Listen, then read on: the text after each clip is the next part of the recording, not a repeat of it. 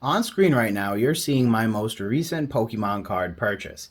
Now, the nearly $3,000 I spent on these three binders are some of the most controversial purchases I will probably ever make. And you'll have to figure out why in this following video.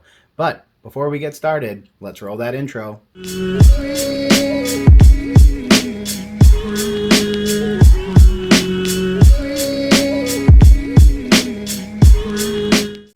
Hey Gengar Gang, what is going on? My name is Ryan, this is the Analytic Gengar, and welcome to another video.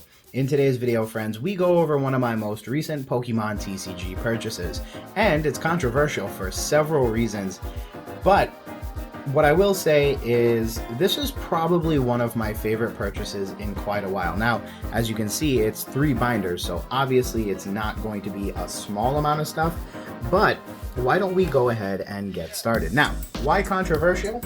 There's a couple reasons for that. First, you'd be surprised to find out that this is going to be modern Pokemon cards. I know, how crazy of me. The second thing, why this particular purchase might be a little bit interesting, is that in addition to the fact that it is in fact a modern binder, it is kind of a self-defeating purpose type of situation.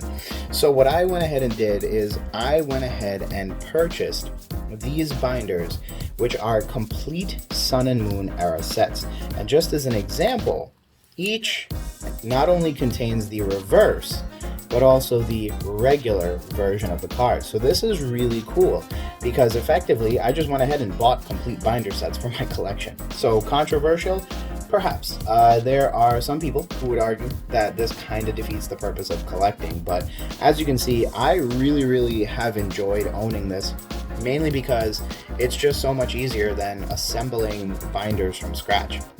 So for me, it's one of those things where I actually kind of like having these binders more so than assembling them because someone else does the work and I just pick them up.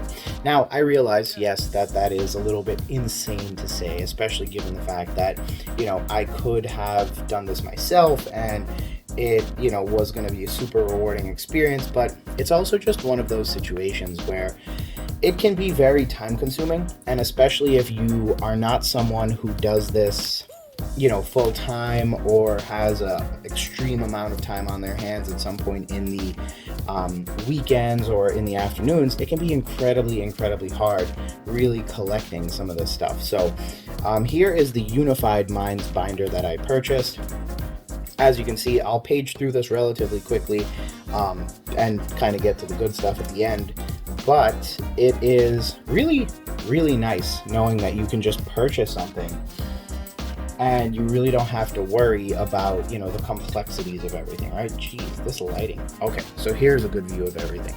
So as we're paging through, you'll see I get into the trainer cards, and again, each of these is completed, both regular reverse holo, as well as everything, including full art, secret rares, etc.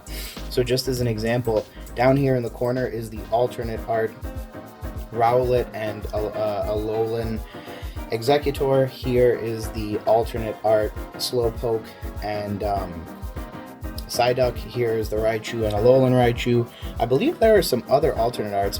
This is like the set that had tons of alt arts. Here's Tyranitar and Sableye.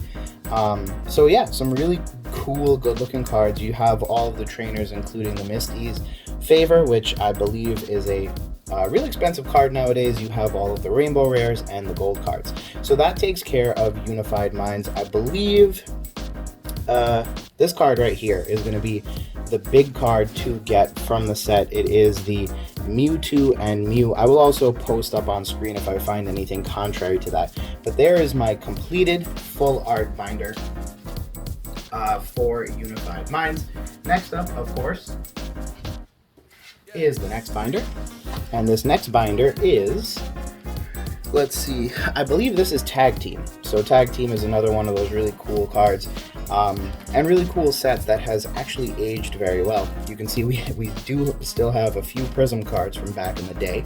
And yeah, here's the Pikarom that everybody is in love with. That's going to be a really good card as it ages into the future.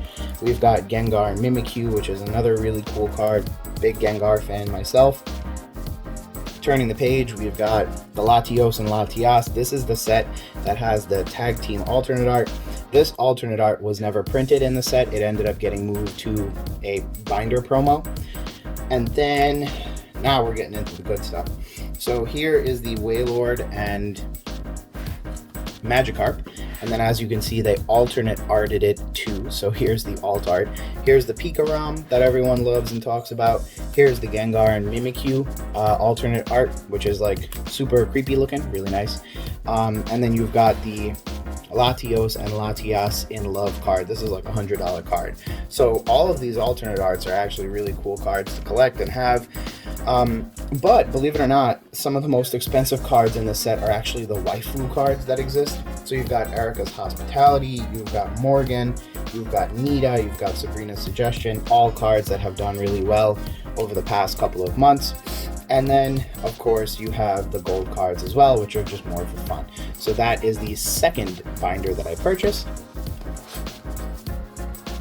Now, last up, but certainly not least, is the boom Unbroken Bonds box. So the thing with this binder is that obviously everyone knows it for the Reshiram and Charizard tag team card. So it's one of my favorite sets, obviously, because it is so valuable nowadays. It also has a full Gengar line, which I love, so that's pretty neat. But long story short, one of the reasons why I went ahead and jumped at this opportunity when it popped up was because I realize more than ever now that these tag team sets that came out right around this era, so Unbroken Bonds, Unified Minds, Tag Team, and a couple other sets, they are very quickly becoming very popular with collectors. They've obviously moved out of rotation, which is no big deal, but because they are starting to age, they are doing so very, very gracefully, and that presents an excellent opportunity. Now, like I said, these binders cost me about $1,000 plus each, which isn't terrible. I will go ahead and put on screen the actual complete cost because that's all I really remember. But there's a bunch of reasons why these cards are really, really cool. One, you see the alternate arts, and they're all throughout all three of the binders that I purchased. You've got the Marshadow and the Machamp one, which is my personal favorite. You've got the Muck and Alolan Muck, which again is super, super dope. And then, in addition to all of that, there's a Gardevoir and Sylveon, and then there is Green's Exploration and Welder. So this is a really nice set. Now, of course, probably the biggest hit that you could have pulled out of this was this Reshiram and Charizard GX.